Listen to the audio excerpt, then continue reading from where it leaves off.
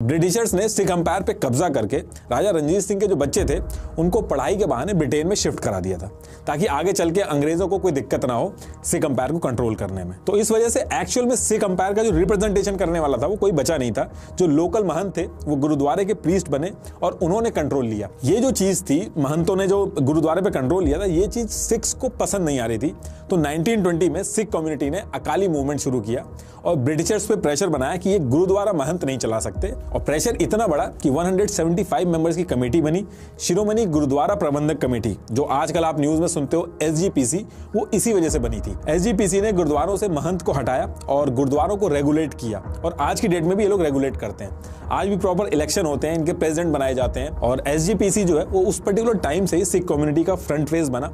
और जो अकाली दल है और SGPC, इन दोनों में काफी क्लोज रिलेशनशिप रहे हैं उस पर्टिकुलर टाइम से ही। सिख अंपायर उस टाइम से ही काफी इन्फ्लुएंशियल और वेल्थी अंपायर था। ब्रिटिश आर्मी ने कब्जा तो कर लिया था, लेकिन सिख ये मानते थे कि जब ब्रिटिशर्स ये जो कब्जा किया ये टेम्परेरी है, ये यहाँ से जब हटेंगे तो इनको इनका सिख अंपायर जो है वो वापस मिल जाएगा। लेकिन ये जो बिलीव था कि सिख अंपायर वापस मिलेगा ब्रिटिशर्स के जाने के बाद, इसको पहला झटका लगता है 1929 में, जब मोतीलाल नेहरू जी ने पूर्ण स्वराज मूवमेंट शुरू किया, जिसमें यह कहा गया कि इंडिया एक इंडिपेंडेंट देश बनेगा जहां पे वोटिंग होगी और डेमोक्रेसी फॉलो होगी। देखिए, सिख कम्युनिटी इस इंप्रेशन में थी कि जब इंडिपेंडेंस मिलेगी तो हमारा सिख अंपायर हमें वापस मिल जाएगा। आप पुराने स्कल्पचर भी देखोगे तो उसमें लिखा हुआ है कि राज करेगा खालसा। तो ये जो पूर्ण स्वराज की बात थी, इसको सुन के सिख कम्युनिटी उतनी खुश नहीं थी। तो सिख लीडर्स ने यह बात उठाई कि अंग्रेजों ने धोखा करके सिखों से पंजाब छीना था और जब वो जा रहे हैं तो अंग्रेजों को पंजाब उनको वापस कर देना चाहिए। लेकिन चीजें इतनी आसान नहीं थी। अंग्रेजों ने कहा कि पहले क्या था वो मैटर नहीं करेगा, अब सबसे इंपॉर्टेंट फैक्टर ये होगा कि नंबर्स क्या है, यानी कि पॉपुलेशन में किसका कितना हिस्सा है। 1941 में पंजाब के अंदर एक सेंसस हुआ था जिसमें मुस्लिम कम्युनिटी 53% थी, हिंदू 30% थे और सिख सिर्फ 15% के आसपास थे। और सिख कम्युनिटी को अगर देखा जाए तो इंडिया की पॉपुलेशन का वो सिर्फ 1% हिस्सा था।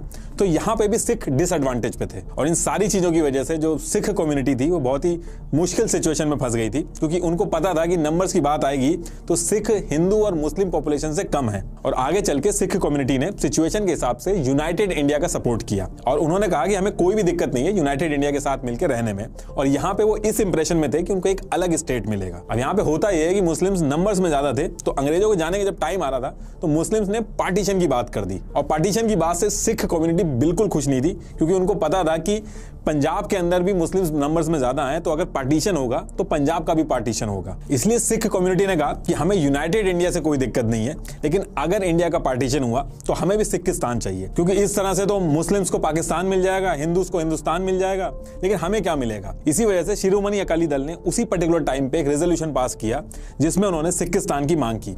लेकिन ये सिखिस्तान की मांग इसलिए थी कि अगर पार्टीशन करोगे, वरना इंडिया के साथ रहने में उनको कोई भी दिक्कत नहीं थी। और कहा कि पंजाब के बहादुर सिख एक स्पेशल कंसिडरेशन को एंटाइटल्ड है।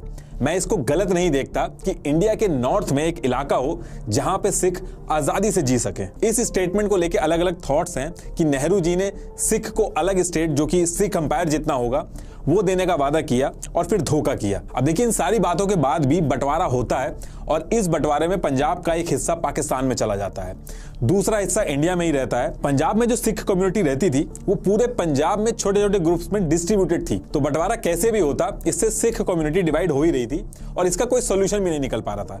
लेकिन सिख कम्युनिटी डिवाइड होना नहीं चाहती थी। लेकिन पार्टीशन होता है और जो हिस्सा पाकिस्तान में जाता है वो पंजाब का 62% हिस्सा था और 55% पॉपुलेशन थी। और इस प्रोसेस में सिख कम्युनिटी की 150 से भी ज्यादा हिस्टोरिकल श्राइन्स, उनके रिचेस्ट लैंड और उनकी आधी से ज्यादा पॉपुलेशन पाकिस्तान में ही रह गई थी। इसलिए पार्टीशन के टाइम पे जो नुकसान हुआ था वो सबसे ज्यादा सिख कम्युनिटी का हुआ था। लेकिन सिख कम्युनिटी ने बहुत ही कम टाइम में फिर से अपने आप को एस्टैब्लिश कर लिया था। और पाकिस्तान से जब सिख आए थे तो पहले तो सिख माइनॉरिटी में थे, अब वो पंजाब में मेजॉरिटी में आ गए थे, जिससे सिख कम्युनिटी का एक अलग सिख स्टेट होने का जो सपना था वो फिर से पूरा होता हुआ दिख रहा था। हालांकि ये सपना आसानी से पूरा नहीं हुआ।